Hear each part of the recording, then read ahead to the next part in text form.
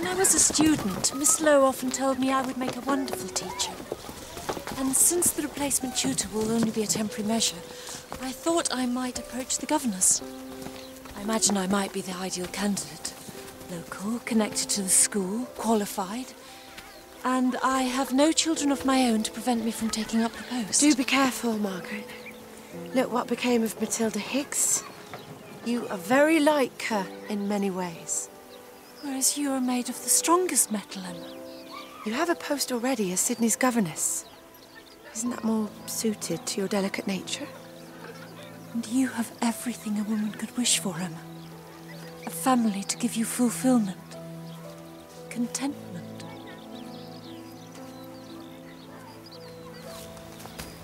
Do you know what we have overlooked?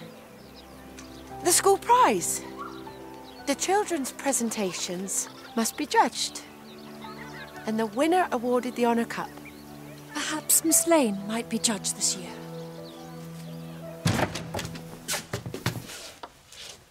Miss Lane. I see that you are checking on me in my own home. Does my timekeeping meet with your satisfaction? Thomas, I came to make peace. I have so little time to be a man in my own family. I see that you must intrude and rob me of that. Thomas, how can you be so rude? You are one of Miss Lane's oldest, dearest friends. I am, first and foremost, an employee of Miss Lane. And since this is my home and my free time, I beg that you respect my privacy. I only wanted to convey to you, there is no need for Kapolka. Do you refuse your staff the right to representation? If you insist on being childish, if you demand to relate to me only as your employer, then I can play that game too. Good evening, Margaret.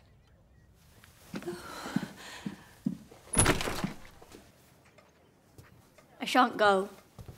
But Miss Lane is to judge the school prize. There will be a puppet show and a pinner sight. Oh, I ain't never seen a puppet show. But how can I go looking like this? If you are worried about Alfie seeing your black eye, then he has greater concerns to occupy him. Patients won't let him sleep when those sisters of his are running him ragged. It ain't how you look that matters to Alfie, Minnie, but how you might help and comfort him. She competes with me, as if to show me I'm no more than a Hamlet wife. Margaret compete? She has the gentlest nature of anyone I know. She resents me being there. Treats me like an intruder in her backyard. Can't you see? Margaret is childless. Still. And as time goes by, the more she feels the panic of that. This is a position that would suit her. And wouldn't it suit me? What if I was to say I wanted to stay on? It's not possible. Why is it? You have children. Annie. What happened to one of our own taking on our youngin's instruction? What about you telling me I ought to enjoy my sense of purpose? Go and be cherished. For a few days, I said. That's how it is. I need your permission to go and be cherished for a few days. Life is built like this. You are a mother. You have a home to look after, a husband to care for. Yes, you are right. Margaret needs understanding, Emma.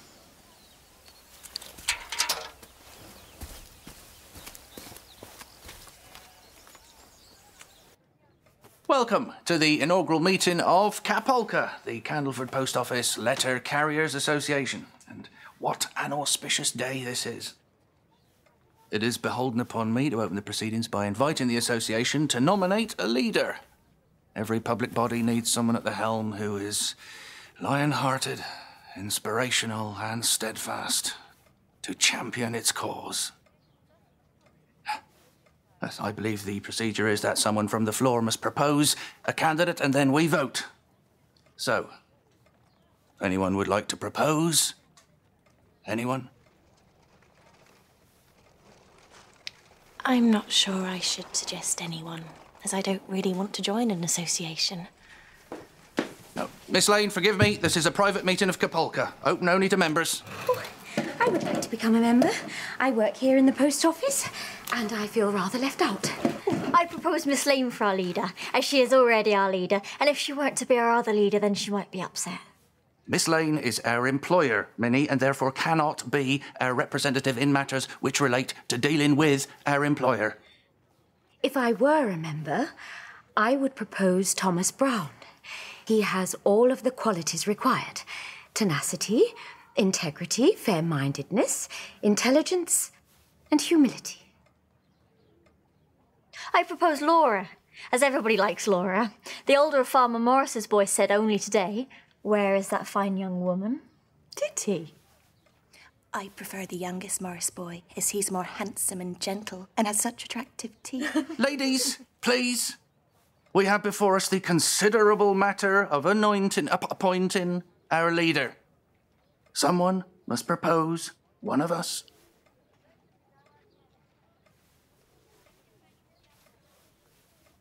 Since you seem to know best on these matters, Thomas, Yes. and since you are the one as gathered us here, Yes. who would you propose?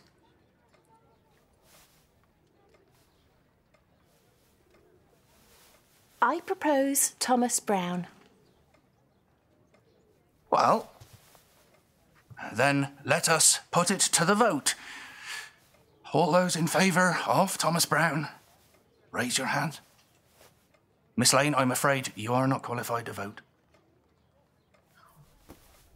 Then, since you have no opponent, and since you have a landslide victory, am I qualified to offer a piece of cake in celebration of your consecration? Excuse me, your appointment? Miss Lane, cake in the post office is not the same as the rights of man.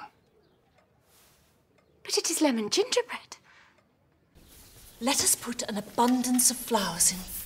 We want radiance. Girls, we must do everything we can to show those boys that it is not extravagance that wins the day, but beauty. Which boy would like to present the horse? Me, me.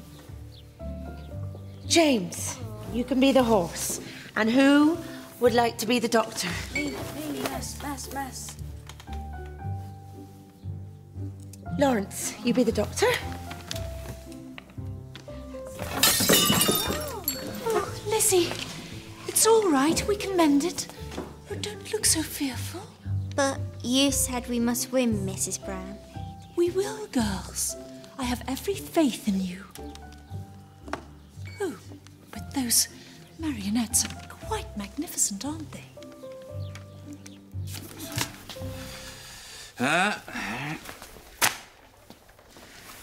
I've never known you to leave mail unsorted, Thomas.